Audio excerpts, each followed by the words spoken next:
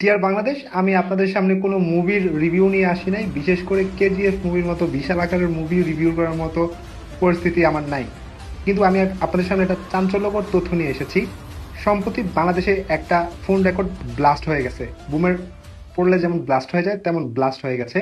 আর সেই ফোন রেকর্ডটার ব্যক্তি যে কথা বলেছে সেটা হচ্ছে যে তার বিরুদ্ধে অভিযোগ করা হয়েছে অগ্রণী ব্যাংকের বোল্টে তার নামে 834 ভরির স্বর্ণালঙ্কার পাওয়া গেছে।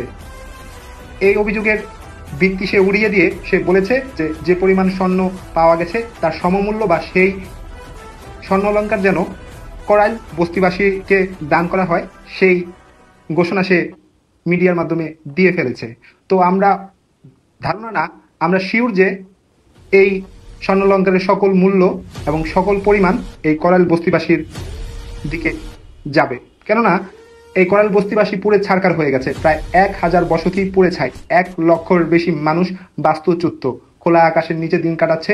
তাদের খাদ্য সহায়তা, তাদের চিকিৎসা সহায়তা সহ সকল সহায়তায় অনিয়মের লক্ষণ আমরা দেখতে পাচ্ছি। আর এইদিকে তৎকালীন প্রধানমন্ত্রী যে ঘোষণা দিয়েছে তার বিরুদ্ধে আনিত সকল অভিযোগ সে মিথ্যা প্রমাণিত করে যদি সেই স্বর্ণালঙ্কার আসলেই বলতে থাকে তার নামে, তাহলে তা যেন করাইল বস্তিবাসীর উদ্দেশ্যে দান করে দেওয়া হয়, তাদের জীবনের ক্ষতিপূরণ হিসেবে যেন তা দেয়া হয়। তার জন্য ইন্টারিম সরকারকে বাধ্য করতে হয়। সেটা আপনাদের মতো মেধাবীদের উদ্দেশ্যে আমি ছেড়ে দিচ্ছি। আপনারা এই অধিকারটা অবশ্যই বাস্তবায়ন করবেন। এই সম্পদটা যেন করাইল বস্তিবাসী সঠিকভাবে পায়, তার দায়িত্ব। যারা নতুন বাংলাদেশ গড়ার জন্য একটা যুদ্ধ করেছিলেন তাদেরকে আমি অবশ্যই এই আহ্বান জানাচ্ছি।